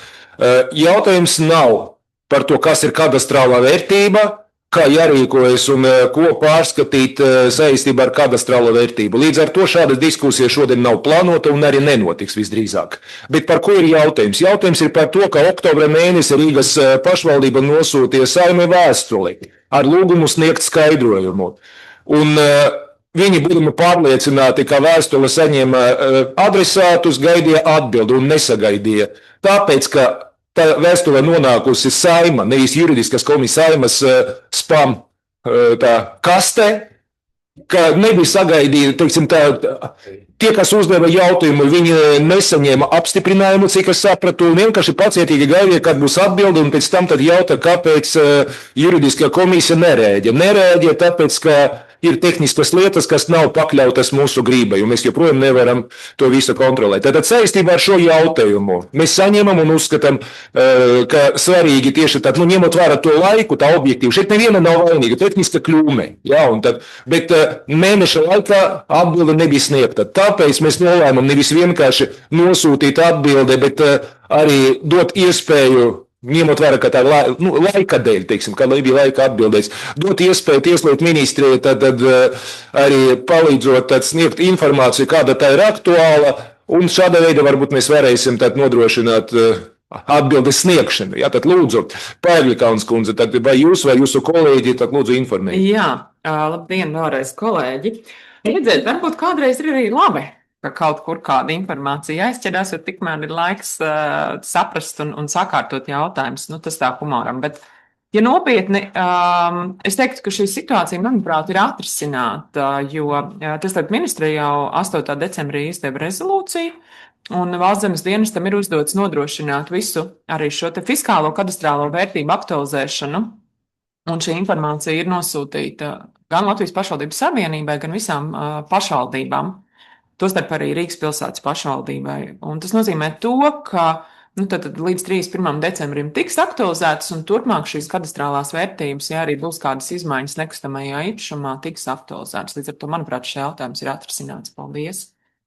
Paldies! Man ir jautājums tad Rīgas pašvaldības pārstāvjiem, kas šo jautājumu mums nosūtīja, tad es sapratu no Tieslietu ministrijas, ka informācija jums nodota, pēc būtības atbilde ir sniegta, lūdzu. Jā, paldies par atbildi. Mums, protams, šī atbilde atrisina milzu problēmu, kas bija izveidojusies sākot no pavasara. Šis jautājums ir atrisināts, par to paldies. Mēs aktīvi rīkojamies, jau nekavējoties sākām darbu, lai nodokļu aprēķinam nepieciešamos datus pārņemtu saulēcīgi no Valsts zemes dienesta. Man šobrīd ir vienīgā baža par to, ka tomēr daudzi nodokļu maksātāji bija informēti par šo Tieslietu ministrijas metodiskiem norādījumiem. Un man jautājums arī varbūt juridiskai komisijai, kā jūs skatāties, vai šiem nodokļu maksātājiem varētu būt izveidojusies kaut kāda tiesiskā paļāvība uz to, teiksim, kad datu aktualizācija neietekmēs kadastrālā vērtību, jo tajos gadījumos, kad teiksim, šī datu aktualizācija nes līdzi būtisku kadastrālās vērtības pieaugumu, iespējams, es tā pieļauju, ka nodokļu maksātāji, zinot šos metodiskas norādījumus, paļāvas uz to, ka tas nodoklis nepieaugs. Šobrīd tātad kadastrālās vērtības tiks pārreikināts un nodoklis attiecīgi arī tiks šajās situācijas palielināts. man ir par šajā daļā baža. Tajā daļā, kur nodoklis nepieaugs, tā baža tad ir atrisināta. Jā, es atvainojos, pirms es Paigkalnes kundzes došu vārdu. Jā, man gribētos vērst uzmanību. Saeimas juridiskā komisija var apspriest jautājumus, var sniegt viedokļus deputāti, bet es pēc tam varbūt arī, kad mēs noslēgsim šo jautājumu papildus, tad par to pašu pastāstīšu. Bet tagad, kas man mulsina? Principā mēs nevaram likt uz balsojumu jautājumu, vai ir tiesiska paļāvība vai nav tiesiskas paļāvības. Mēs varam paust viedokli. Tieši lai otru reizi nerunātu, jā, un tad es atkāpjoties no tā. Vakar es parakstīju vēstulē notāriem. Un viņi sūta tad jautājumu, tad notāra padome, kā piemērot tādu un tādu likumu. Es atvainojos, es vadu juridisko komisiju. Es varu pavaicāt viedokli, es varu apkopot 10 deputātu viedokļus. Bet es nevaru sniegt oficiālu skaidrojumu likumam, kas ir pieņemts. Es varu nosūtīt visu informāciju par visam stenogramam. Bet, un kad man sūta cilvēki, kuram nav varbūt juridiskas izglītības, es to skaidroju. Bet, ja es saņemu tādu vēstuli notāru padomu, es lūdzu sniedzat oficiālu skaidrojumu, kā piemērot likumu. Es brīnos, vienkārši brīnos. Ja? Un tad, kolēģi, ir jāsaprot, kāda ir mūsu kompetence. Un šeit mēs nevaram balsot par to, ir vai nav tiesiska paļāvība šajā konkrētajā gadījumā. Lūdzu, Paigkalnes kundze. Jā, es arī gribēju teikt, ka tā, protams, nebūtu Saeimas juridiskā komisija, kurā runā par šiem juridiskiem jautājumiem, bet es gribu divas lietas tomēr, tad izmantojot izdevību, uzsvērt. Viena lieta visiem šiem cilvēkiem nodokļa samaksai aktualizējas vērtība 1. janvārī. 1. janvārī viņiem tika aktualizēta šī vērtība, un pēc tā tika noteikta arī nodokļa summa. Tādā pašā veidā tas notiks arī nākamajā gadā. Ja mēs runājam par tiesisko paļāvību, tad apsolījums, ko likumdevējs deva tajā brīdī, kad iesaldēja fiskālās kadastrālās vērtības, bija saistīts ar to, ka nepieaugs kadastrālā vērtība. Universālo kadastrālo vērtību tostarp pieviešot, vienošanās bija tāda, ka nepieaugs kadastrālā vērtība. Taču, un te es gribu pasvītrot šo vārdu, ja cilvēks kaut ko maina savā īpašumā, veicot uzlabojumus, palielinot stāvu skaitu, palielinot būvapjomu, viņš taču saprot, ka viņam ir pieaugusi ar nodokli apliekamā platība. Viņam ir pieaugusi vērtība, tāpēc, ka būvis sastāvs ir mainījies. Tā ir arī mana īsā atbilde. Paldies! Paldies!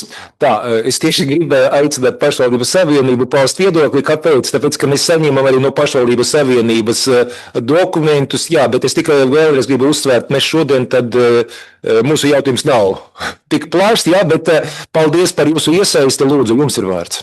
Jā, liels paldies par doto vārdu. Vispirms tiešām liels paldies Tieslietu ministrijai, un mums ir patiesas prieks, kad beidzot iesaistot ministri, šis jautājums ir atrisināts, bet tātad jā, arī Pašvaldības savienība 28. oktobrī nosūtīja juridiskai komisijai vēstuli. Mūsu vēstule nebija pazudusi, mēs vismaz no Saeimas kancelēs saņēmām oficiālu vēstuli, ka viņi ir saņemti un nodoti juridiskai komisijai. Bet arī uz mūsu vēstuli mēs līdz šim nesaņēmām šo atbildi. Tieši tāpatās es zinu, ka Liepājas valstspilsētas pašvaldība 4. novembrī, un tas saturs ir pilnīgi identisks visām trim vēstulēm, par kurām mēs zinām gan Rīgas valstspilsētas, gan mūsu. Un tātad šī jautājuma, tas, ka vispār viņš ir Saeimā, es tomēr atļaušos teikt, ka tas ir bezprecedenta gadījums manā darba mūžā. Jo tātad 14. aprīlī Tieslietu ministrijas ierēģi uzrakstīja visām pašvaldībām un ministrijām vēstuli, kurā teica, ka nav piemērojams kadastra likuma, tātad 73. panta 1. daļa, kas nosaka tieši to, ko Paiglis kundze teica, ka ja mainās objektu raksturojošie dati, kas ir precīzā norma likumā, precīza likuma norma, tātad, ja mainās objektu raksturojošie dati, kas ir reģistrēti kadastrā, tad tiek pārreikināta kadastrālā vērtība.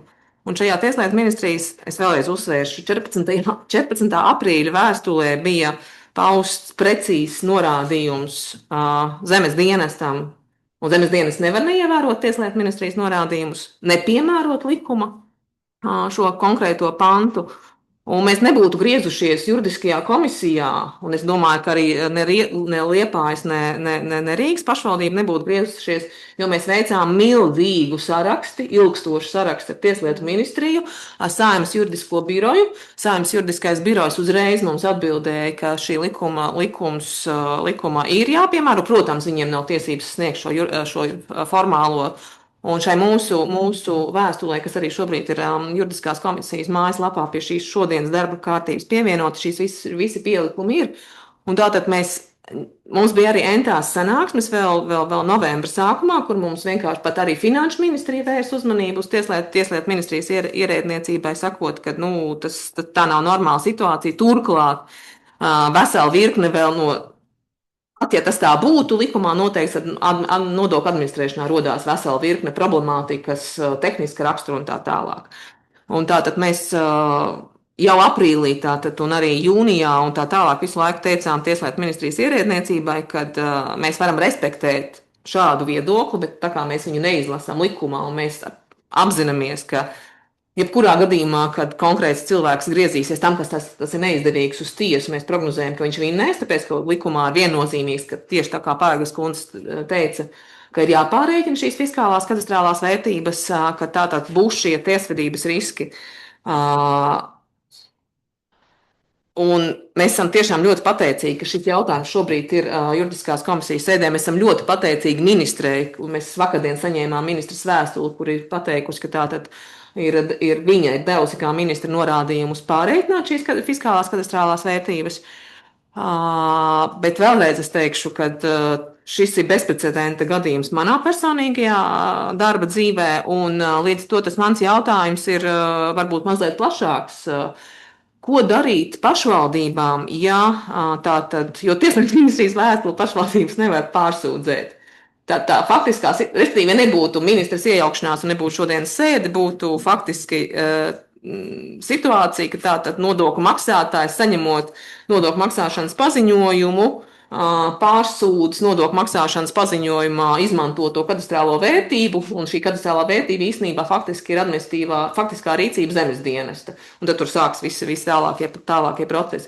Bet ko darīt pašvaldībām, ja viņas redz, ka tātad Tieslietu ministrijas vai jebkuras citas ministrijas teorētiski, es tā pieļauju, ka tas tā varētu būt, pēc šī konkrētā gadījumā, ka viņi ir acīm redzami, es šajā gadījumā atļaušos teikt acīm redzami pretrunā likumam, kādā veidā risināt? Jo vēlreiz pašvaldības savienības juridisko komisiju rakstīja tikai aprīlī, un vēlreiz tā vēstuli es atvainojos, oktobrī mēs rakstījām, tātad jau aiz izmisuma.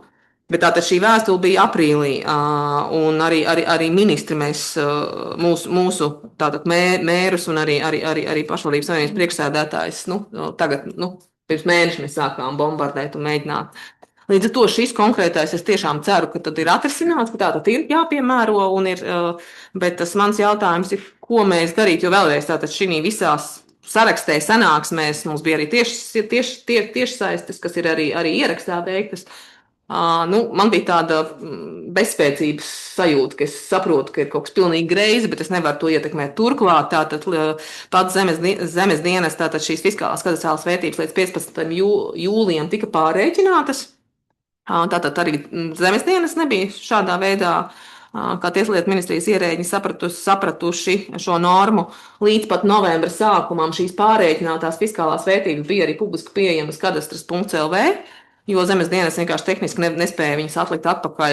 Tagad viņi ir atlikuši atpakaļ jautājums, cik tas ir izmaksājis zemes dienestam šī rīcība, kas viņiem bija jādara un kas tagad būs jādara tālāk.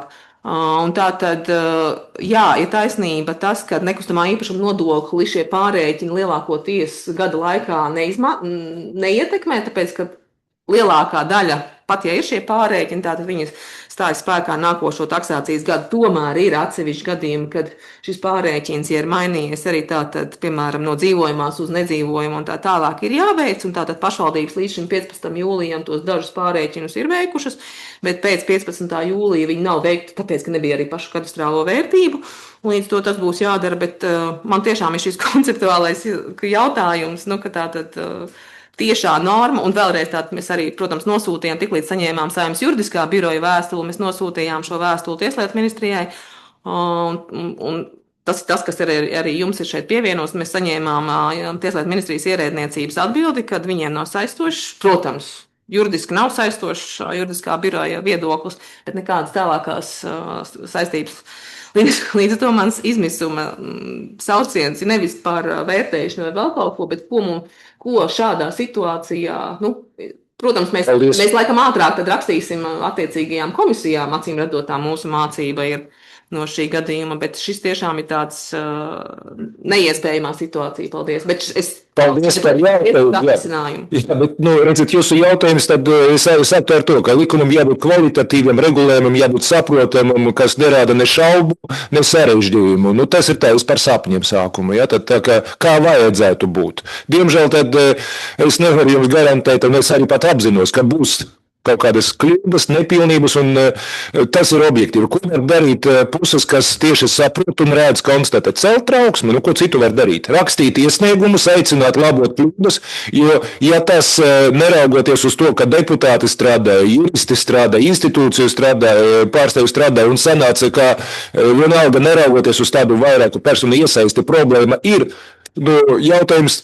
Un, ja nav izdevies novērst, tad ir jārēģē uz tādiem gadījumiem, un tas savukārt institūcijiem ir jārīkojas. Protams, ka lūdzu ņemt vērā arī, ka var būt situācija, ka no vienas iesaistītas puses, teiksim, vai, no vienas personas viedokļa viss ir nepareizi un tā tālāk citā, bet tā faktiski nav. Es, piemēram, saistībā ar to dalīto īpašumu, es visu laiku dzirdu pārmetumus, un es sapratu, ka šeit vienalga, ko darīt. Jautājums tikai par to, kurš pārmetīs, un tad tie, kam ir jāmaksā, vai tiem, kam ir tiesības saņemt. Un, ja esi pa vidu, tad tas ir neizbēgami. Un tas nenozīmē, ka šeit ir tāda neizdarība, un mēs meklēsim labākus risinājumus. Un, piemēram, par šo jautājumu es saku, manuprāt, labākais risinājums atcelt dalīto īpašumu un tad atrisināt šādā veidā visu to formulu meklējumu. Tā ir vienkārši laika terēšana, kas neko nedos. Es piedāvāju, kolēģi, es atvainojos, es vienkārši jūs tādu jautāju, kā dzīvot tālāk, es atbildēju, kā dzīvot tālāk. Mēģināju uz to vispārīgo jautājumu. Lūdzu.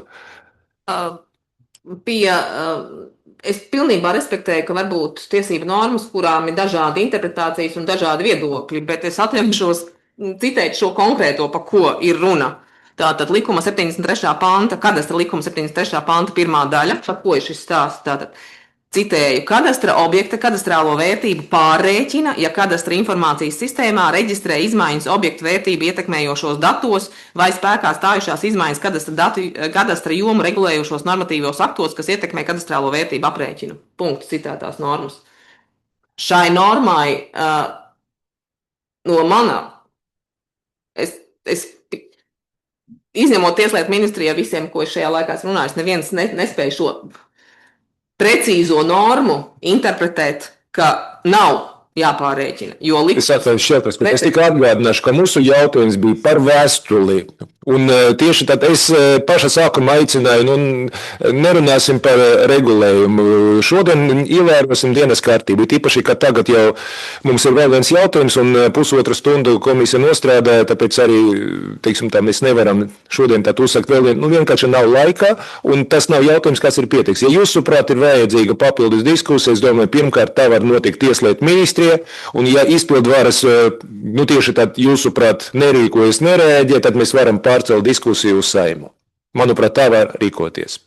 Kolēģi, lūdzu, vai deputātiem ir jautājumi saistība? Lūdzu, Terumnieka kungs. Es tomēr gribēju pajautāt, jo tā problēma, es saprotu, ir aktualizēta. Es pajautāju, piedodiet, kolēģi, tad vai nav iebildumu, ka mēs turpinām sēdi? Un trešais jautājums vēl arī priekšā, jā? Lūdzu, Terumnieka. Ļoti īsi, jo problēma aktualizēta, es saprotu, jau pavasarī. Šobrīd mēs tikai tagad esam, redzam Tieslietu ministrijas šo te vēstuli ar 15. decembrī datēto par fiskālo kadastrālo vērtību aktualizēšanu. Kāpēc iekšēji šāds garš ceļa posms laika ziņā bija jānoiet, lai mēs atkal atgrieztos pie tā, lai tiktu ievērotas likuma normas? Paldies, lūdzu. Patiesībā tās kadastrālās vērtības tika vēl aktualizētas, bet galvenais, manuprāt, ir tas, ka tā sekas attiecībā uz privātpersonām ir nākamajā gadā, jo sekas būs tad attiecībā uz nodokļu maksājumu. Būtiski bija, lai viņas tiek aktualizētas 31. decembrī. Tā arī man atbilde. Paldies. Paldies, kolēģi, lūdzu, vai ir jautājumi? Paldies, tad jā, lūdzu. Šos tomēr repliku. Es pilnīgi piekrītu, jā, nodokļu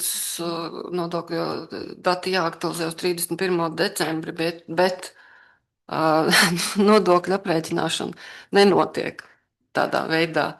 Tās ir sarežģītas sistēmas, kuras ir jāpielāgo vienai vai otrai likuma interpretācijai.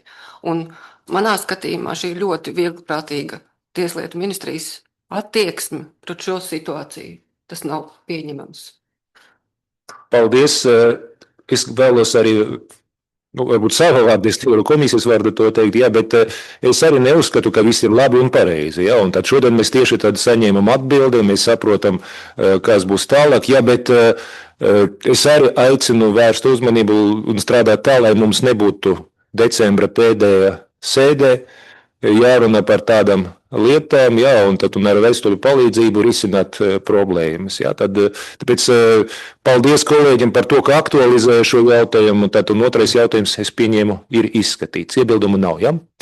Paldies, kolēģi. Un tagad pie dažādiem, es tad ceru, ka 5 minūšu laika nav vairāk, ilgi neaizskavēšu. Vienkārši ar informāciju par dažādām tehniskām lietām, tad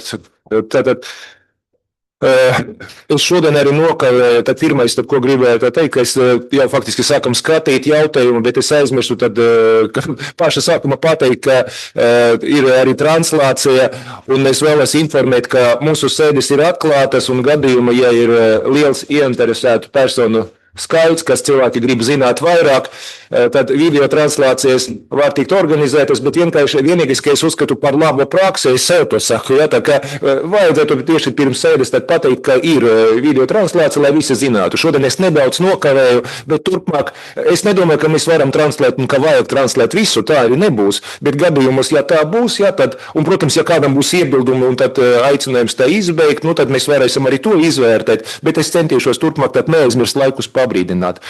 Par Zoomu pēc vakardienas dzirdēta, tad teikta arī bija jautājumi, tad kā?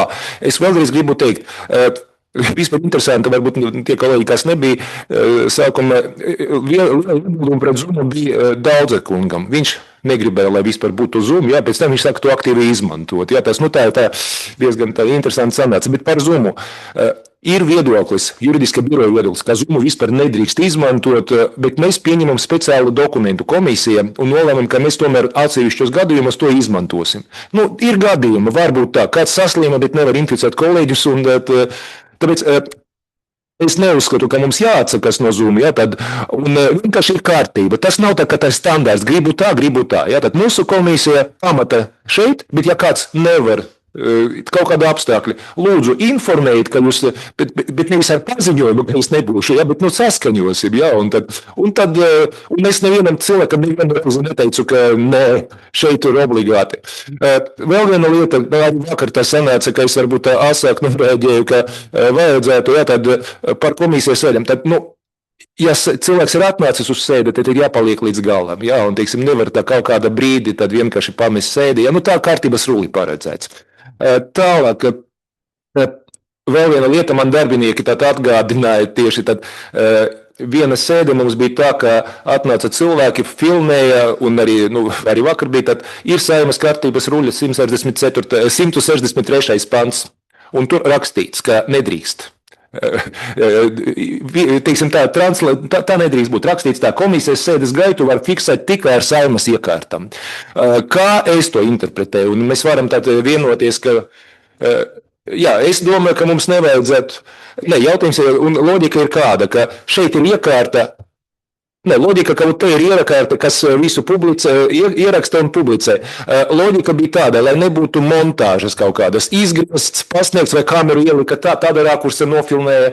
Es uzskatu, ka tas neatiecas uz fotografēšanu, noteikti to nevajadzētu piemērot fotografēt var. Un es tikai gribu teikt, ka es arī ļoti liberāli uz to skatījos, jā, un tad mēs nerunājam ar vienu iepriekš, teiksim, tā es domāju, ka es neredzu problēmu tieši, ja fotografē, bet video, es vienkārši jūs informēju par kārtības rulī, jā, un, teiksim, tā nav tā, ka plānots kādam liekt kaut ko darīt un celt policiju, tad redzu cilvēku ar kameru, un fotografēšana nav aizliegta, jā, un tad, es ceru, ka neviens neizmantos iespēju filmēt, pēc tam, un pasakot, ka ne, tā ir tikai fotografēšana.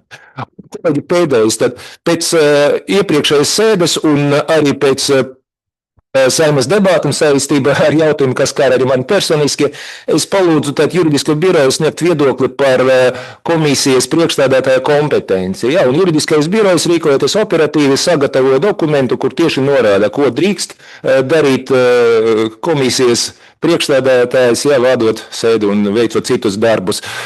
Es tiešām tad mēģināju izvairīties no visas eskalācijas, tāpēc es tad nelūdzu juridiskam birojam analizēt katru konkrētu gadījumu. Tas ir drīzāk tāds vispārējiem pārskatam informācija, kas var palīdzēt saprast, ko drīkst darīt vadītājs, lai nebūtu tā, ka bija ar vienu frakciju. Viņi teica, ka viņi ieraudzīja dienas kārtībā šo jautājumu. Viņi saka, nu jā, vispār, tā drīkst vispār, ja tādus jautājumus pieteikt, vai ir pamats apšaubīt. Es ceru, ka informācija palīdzēs jums un jūsu kolēģiem tad labāk izprast jautājumu. Lūdzu, pasniedziet, un tad lūdzu iepazīstiniet arī kolēģus tad no savām frakcijām. No manis tas ir viss. Pēdējais, pēdējais. Rīt mums būs vēl viena sēde, jā, un tad 10:30, jā, es tūlīt došu vārdu Līpins, 10:30, nosauksim tāpat vārdu organizatoriskiem jautājumiem, bet pēc būtības tad iespēja iedzert kafiju un neformāli tad parunāt tieši par to, kā mēs dzīvosim tālāk un cik labi mēs nodzīvojam šogad.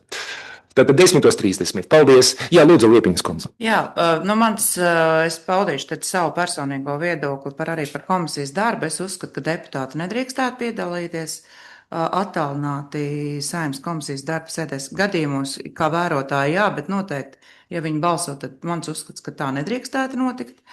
Un ja deputāts slimo, tad deputāts slimo. Un, ja deputāts atrodas komandējumā, tad viņš atrodas komandējumā. Tas, kas attiecas par filmēšanu, te droši vien ir interpretējams jautājums. Tas, kas, ja es to daru savām vajadzībām un ne kaut ko tur neinterpretēju pēc tam, tad es uzskatu, ka tas ir absolūti normāli, ka es kā deputāti vai ar saviem kolēģiem arī filmēju to, kas manam darbam ir nepieciešams. Tā kā, jā, par pārējo tad droši vien, kad laika gaitā arī par to, kas attiecās uz komisijas priekšsēdētāja darba kompetenci. Paldies! Man ir piedāvājums. Tad es domāju, ka to, ko Liepiņas kundze tieši teica, varbūt mums ir vērts par to nākamajā gadā padiskutēt. Jo par Zumu mēs nolēmām tā, vienkārši tā mums pirms gada šķita, ka tā labāk. Bet varbūt tiešām mums vajag pārskatīt to kārtību. Un, teiksim, par to, ka kāds var pieslēgties un klausīties, šaubu nav. Jautājums par to, vai var balsot, vai mums to vajag. Par to mēs varam noteikti vēl vienu uztaisīt apspriest. Un par to video ierakstu, tad es arī domāju, mēs varam paņemt uz nākamo gadu un padomāt, kā to labāk, teiksim tā. Jo te ir vispārējais regulējums. Bet jautājums, teiksim tā, es domāju, ja mēs gribam atkāpi, un visi tam piekrīt, mēs varam to darīt, bet tad atrunāt kārtību. Es arī domāju, ka šeit ir jautājums, par ko varētu runāt, nevis tā, ka vienkārši tā pāns ir un tad nav ko diskutēt. Vai tā dara, ka mēs arī kaut kāda sēde, varbūt kāda būs diena, kad būs maz jautājumi pie dažādiem, tad varēsim tad apspriest. Vai kolēģi atbalsta?